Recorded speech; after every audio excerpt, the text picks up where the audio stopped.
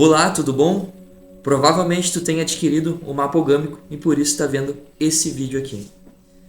É importante, antes de iniciarmos então as consultas, que tu compreenda a fundo o que é essa ferramenta, como que é a abordagem dela, o que ela traz, qual o funcionamento dessa ferramenta e da onde que ela vem. Que essa introdução eu sempre fiz de uma maneira mais particular anteriormente e estou fazendo um vídeo dessa vez para que fique muito mais ilustrativo a compreensão. Aqui terão imagens, terão algumas apresentações ilustrativas, porque fica muito mais visível e palpável a compreensão do funcionamento do mapa ogâmico. É importante que tu saiba que tudo que eu falar aqui na sequência vai estar seguindo a ordem do teu livro. Inclusive, esse conhecimento vai estar lá também descrito.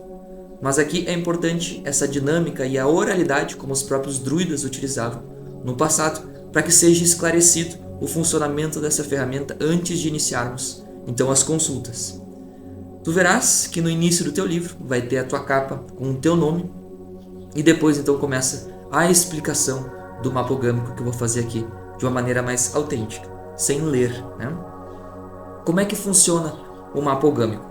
Como o próprio nome já diz, é uma ferramenta ogâmica, né? Então deriva das ogãs. Para que se inicie essa compreensão do mapa ogâmico, é necessário compreender então o que são as ogãs.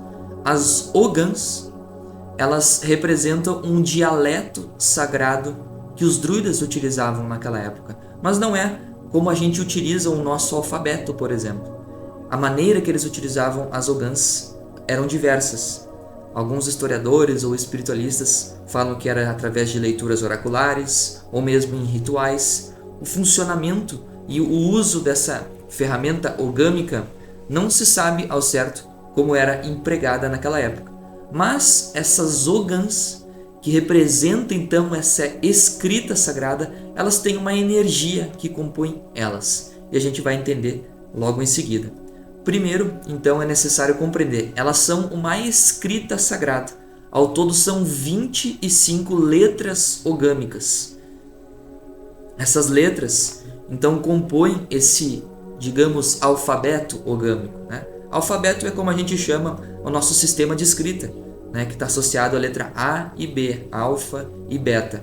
Aqui se chama ogã, é uma escrita sagrada que eles utilizavam naquela época. Como eu disse, eles não utilizavam da maneira como nós utilizamos a nossa ferramenta alfabeto. Eles utilizavam as ogãs de uma maneira diferente, visto que eles usavam muito da oralidade. Eles utilizavam muito da oralidade para passar os conhecimentos adiante. Eles acreditavam que a escrita comprometia muito com os fatos, que a oralidade então mantinha, né? Então eles utilizavam da oralidade para não comprometer com os fatos associado àquilo que eles queriam passar, seja um conhecimento, seja uma literatura, seja um conto ou o que for. As ogãs, então, ao todo são 25 letras que compõem essa escrita, esse dialeto ogâmico. Cada uma dessas letras corresponde a uma ou mais árvores sagradas. Por isso que eles dizem que o mapa ogâmico é o mapa das árvores, e as ogãs representam as árvores sagradas celtas e druidas. Então reparem que cada uma dessas escritas tem uma energia específica, porque as árvores por si só, elas trazem essa energia única de cada uma delas, né? Então cada uma expressa, elas são portais que trazem uma energia específica. Essas árvores, elas são canalizadoras de uma energia muito profunda, cósmica, inclusive celestial, né? Isso foi desvendado por dois espiritualistas que eu tenho muito carinho, que é Leon Denis, que foi um dos grandes codificadores, inclusive, do espiritismo, né? Leon Denis, ele está ligado ao druidismo, tanto que o último livro que ele escreveu, O Gênio Céltico e o Mundo Invisível, fala justamente do povo celta e dos druidas, de onde derivam então essas ogãs, de onde veio esse conhecimento ogâmico. E ele fala lá que as árvores são como se fossem antenas que captam os eflúvios magnéticos universais. Tem um grande espiritualista que eu tenho muito apreço, gosto bastante dele, é o Trigueirinho, brasileiro, já desencarnado também, e ele falava que as árvores são como pontes, elas unem o céu e a terra. E é um vasto conhecimento que traz esse mesmo significado e simbologia. Então as árvores são como se fossem pontes que unem as radiações do espaço, que trazem esses raios cósmicos que estão associados a certas virtudes, inclusive estão associados a certos valores nos quais são necessários que a humanidade compreenda e sinta-os, né? Então as ogãs, elas estão correlacionadas a essas árvores sagradas. Às vezes dentro de cada uma dessas ogãs, por exemplo, lembrando que são 25 ogãs, cada uma delas pode representar uma ou mais árvores sagradas, porque o povo celta, eles viviam em uma vasta área ao longo da Europa. Em algumas localidades não tinha as mesmas árvores que em outras, só que eles associavam a outras árvores ou plantas que estavam ligadas com essa mesma energia. Então as árvores também, como segunda fonte, elas simbolizam certos arquétipos, certas virtudes. Inclusive tem uma árvore no mundo espiritual que corresponde a esse grupo de árvores. Por exemplo, a árvore macieira é como se tivesse uma árvore macieira no mundo espiritual que corresponde, que inclusive faz a gestão, digamos assim, ou que compõe as árvores aqui da Terra, as macieiras, esse grupo, né, que inclusive é uma das ogãs. Então repara que elas transmitem certa energia muito específica, a qual a macieira está ligada.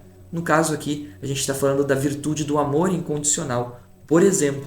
Então repara que cada uma dessas árvores traz uma energia única e específica. E são vários espiritualistas, então, que trouxeram o significado dessas árvores à tona, né? Da onde que vem, então, as ogãs?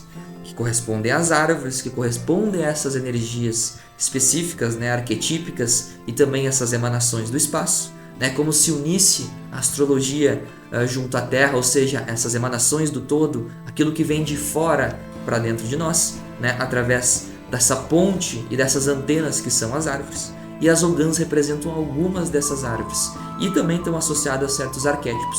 A partir daí que a gente consegue ter um autoconhecimento.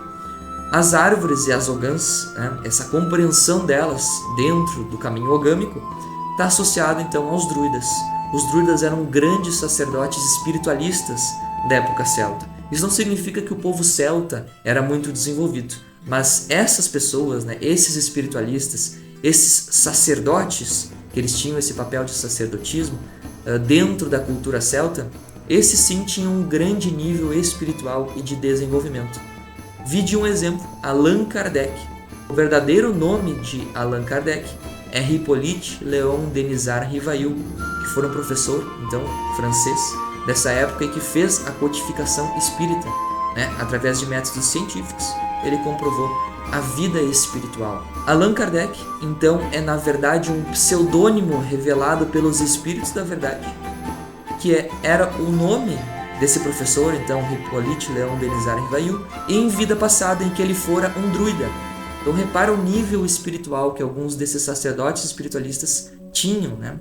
Então é algo muito avançado. E as ogãs era uma das ferramentas aos quais eles utilizavam e tinha essa correlação direta com as árvores. No próprio trecho, que inclusive está no livro de vocês, dentro de cada um de vocês, daqueles que fizerem o mapa ogâmico, tem um trecho específico de Leon Denis, em que ele fala que os druidas ficavam muito dentro dos bosques, junto às árvores, porque as árvores são essas antenas, inclusive a própria imagem do Buda, né, Siddhartha Gautama, que se iluminou, está muito associado à iluminação embaixo de uma árvore.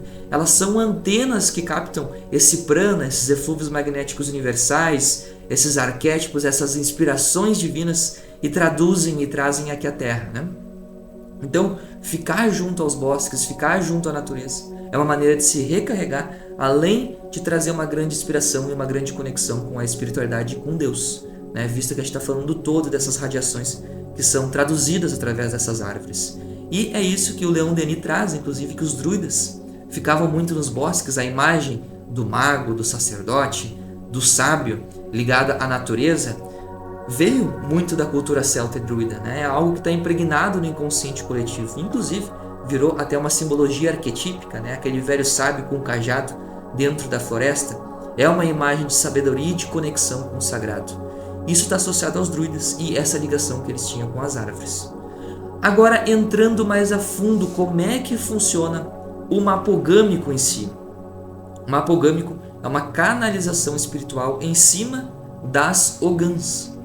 As ogãs, lembrando, são esse dialeto, essa escrita sagrada que representam as árvores e representam essa tradução do espaço, digamos assim, seja em arquétipos ou seja através dessa energia em que as árvores fazem a ponte. A canalização foi feita pela médium Lady Miriam Black, cuja família é escocesa e trouxe essa tradição, então, celta, né, que está enraizada desde os primórdios e que foi passada de geração a geração. Através da mediunidade, da intuição e de outros métodos e ferramentas, passado inclusive pelos mentores espirituais, ela fez esse estudo e compôs então o mapa ogâmico. Como que funciona o mapa ogâmico para tua compreensão, em que a gente vai direto ao ponto, entrando em cada área da tua vida, em que a gente vai ver qual ogã que representa cada uma delas, ou seja, tu vai ter uma árvore especificamente representando cada área da tua vida e tu vai ter um conhecimento, lembrando que as árvores, elas trazem essa imagem arquetípica associada a cada uma dessas ogãs, além dessas energias. Então é possível acessar um portal, digamos assim, dentro de cada área da tua vida. O mapa ogâmico é composto por 2 círculos principais. O círculo do céu, que é o círculo de cima, e o círculo da terra, que é o círculo de baixo. Cada um desses círculos tem um significado muito semelhantes, mas com uma certa distinção. E eles estão separados somente para que se tenha uma maior compreensão da dinâmica do mapa ogâmico. Vamos começar pelo círculo do céu, que é o círculo de cima. O círculo do céu vai te trazer uma compreensão do teu eu interior. Ele fala de questões muito subjetivas internas tuas, até mesmo inconscientes. Então a compreensão do círculo do céu vai trazer uma grande chave na tua jornada e ao mesmo tempo ela é a principal dentro do mapa ogâmico. A gente precisa do nosso interior muito bem resolvido para que o nosso exterior flua de uma maneira natural. O círculo do céu então ele é composto por certas espirais. Cada uma dessas espirais representa uma área da vida. E por que espiral ou não círculo? A espiral tem essa ideia ascensional de algo que está crescendo e evoluindo. Por mais que passe pelo mesmo ponto, ela vai estar num nível superior de compreensão. Assim se dá a nossa evolução. Por exemplo, para que fique mais didático e mais palpável, né, visto o nível evolutivo que a gente se encontra, as nossas dores. Geralmente a gente passa e revisita novamente certas dores, mas a gente está sempre com um nível de compreensão mais elevado do que a última vez que a gente revisitou aquele aspecto. Então a espiral ela simboliza essa ascensão. Dentro do círculo do céu, por exemplo, tem algumas espirais que falam desse nosso eu interior, como por exemplo a espiral da essência, bem no centro. E, inclusive, essa é a principal espiral de todo o teu mapa ogâmico. É como se todas as outras espirais girassem em torno dela e complementassem esse autoconhecimento que ela traz. A espiral da essência ela fala muito das tuas características, das tuas qualidades, dos teus dons, da tua missão de vida, né? Aquilo que tu veio jornadear principalmente. Então ali, de acordo com a tua numerologia de nascimento, tu vai ter uma ogã principal tua, ou seja, uma árvore que compõe aquela área da tua vida e que vai falar da tua missão de vida. Ela é o teu norte, é para lá que tu tem que ir, é para lá que tu também tem alguns desafios, mas muito crescimento e uma grande satisfação pessoal. Então o mapa, por si só, ele já vai te dar um grande roteiro, um direcionamento. Óbvio, é importante que a gente jornadeie para que alcance isso. Uma missão de vida, quando vem, muitas vezes também está associada a certas dificuldades, mas é para que a gente cresça, evolua, e é fazendo isso que a gente vai ter uma maior satisfação na nossa jornada. Além disso, a nossa espiral da essência, ela demonstra o que seria o somatório das nossas vidas anteriores, visto que nós trazemos características, afinidades, né? E é justamente aqui na densidade, estando encarnado, que a gente consegue, então, uma maior resolução e resolver certos aspectos e, ao mesmo tempo, expressar e crescer como essência, como espírito. Outro exemplo são outras espirais que estão nesse círculo. As espirais auxiliares, por exemplo, no lado esquerdo e direito da espiral da essência. Elas falam muito de curas, às quais tu veio jornadear nessa encarnação. E a compreensão delas, e também jornadeando em cima delas, a correta aplicação, porque muitas vezes não somente ela aborda curas, mas também potencialidades, que é importante que nós usemos, né, dessas potencialidades, e se for cura, compreenda e engendre essa cura, porque, como o próprio nome diz, elas auxiliam na nossa harmonização interior. Tem, por exemplo, a espiral do portal, que fala muito da nossa energia de primeiro momento, quando a gente conhece outras pessoas, né? Nossa primeira energia de abordagem, nosso primeiro contato, de uma maneira mais geral, é claro. Tem também a espiral secreta, em que dentro dela está a Ogã oculta, é a única que tem um nome diferente, mas simboliza a mesma coisa. Está associado a um dom, a algo que a gente já traz muito bem desenvolvido de outras vidas. Ali, por exemplo, a gente vai ter uma Ogã, consequentemente uma árvore, em que aquele arquétipo, aquela virtude, a gente já traz um bom desenvolvimento. Tem a espiral do karma, por exemplo, que está associado a certas virtudes ou certas questões que a gente vai aprender no nosso seio familiar. Tem a espiral do amor e relacionamento, que fala muito como a gente lida nessa área. Tem a espiral da lição de vida, lá no topo do Círculo do Céu, em que fala de uma grande lição que a gente vai aprender nessa encarnação. Então repara que o Círculo do Céu é algo muito interno e subjetivo. É algo muito interior dentro de cada um de nós. Por isso que a compreensão dele é extremamente necessária para que a aplicação externa fique mais fácil. Agora a gente vai entrar no Círculo da Terra. O Círculo da Terra representa justamente esse eu interior, mas com uma aplicação na vida terrena. Como assim? Vou explicar através de algumas espirais que estão ali dentro. Lembrando que as espirais estão associadas a certas áreas da nossa vida. Começando, por exemplo, pela espiral da forma. Ele fala do nosso formato de trabalho. É a maneira que a gente veio entregar a nossa missão de vida, o nosso trabalho. Inclusive, né, fala do nosso ganho remunerado. Então repara que é um eu interior com aplicação na vida cotidiana. E é isso que o Círculo da Terra representa.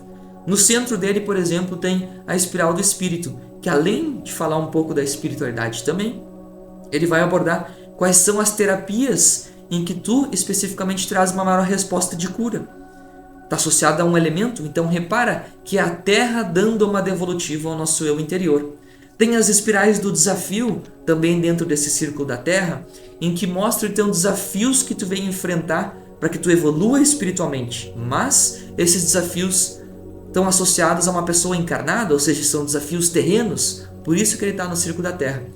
Entre outras espirais que têm outras abordagens. Ao longo do mapogâmico, né, em que eu faço a consulta contigo, antes de falar qual Ogã e qual significado tu tem dentro de cada uma dessas áreas, eu falo o que significa cada uma dessas áreas da vida ali abordada. Então não te preocupe agora em saber o que cada uma significa. Depois, dentro das consultas, tu vai compreendendo a dinâmica. É importante que tu compreenda esse todo, esse formato. Então repara que, simbolicamente, o Círculo do Céu representa o nosso eu mais interno e subjetivo, e o Círculo da Terra representa o nosso eu mais exterior, mas é um interno com aplicação na vida externa. E fazendo a junção desses dois círculos, bem no ponto de intersecção, no ponto de integração entre esses dois círculos, existe uma espiral chamada integração, que ela integra justamente o Círculo do Céu e o Círculo da Terra. E ela está associada à estação do ano em que tu nasceste. Não seria diferente, os celtas e os druidas cultuavam muito a virada das estações, e cada uma delas está associada a um elemento específico. E esse elemento traduz muito da tua percepção de como tu traz o exterior para o interior e vice-versa, ou seja, como tu enxerga o mundo. E geralmente eu começo o atendimento por essa espiral que está associada à estação do ano em que tu nasceste. E depois eu entro no Círculo do Céu e finalizo com o Círculo da Terra. Dentro de cada uma dessas espirais dos dois círculos, o Círculo do Céu e o Círculo da Terra, de acordo com a tua numerologia de nascimento, tu vai ter uma Ogã regente, uma ou mais, dependendo de cada espiral. E assim, então, tu vai ter uma composição única, que é o que chamam também de bosque sagrado, visto que tu vai ter uma escrita dentro de cada uma dessas áreas e, consequentemente, essas escritas ogâmicas, elas correspondem, novamente comentando, às árvores sagradas celtas e druidas. Então, tendo essa composição, entendendo o que são as Ogãs, de onde que veio, né, essa origem celta, druida, e também dessa energia que vai muito além da energia das árvores, é uma energia sagrada, é uma energia associada às emanações do todo, a gente consegue então iniciar o atendimento ogâmico. Espero que tenha compreendido. Qualquer dúvida quando iniciar a consulta, fica à vontade para perguntar. Agradeço muito a disposição de ouvir esse vídeo e uma boa jornada dentro do teu bosque sagrado.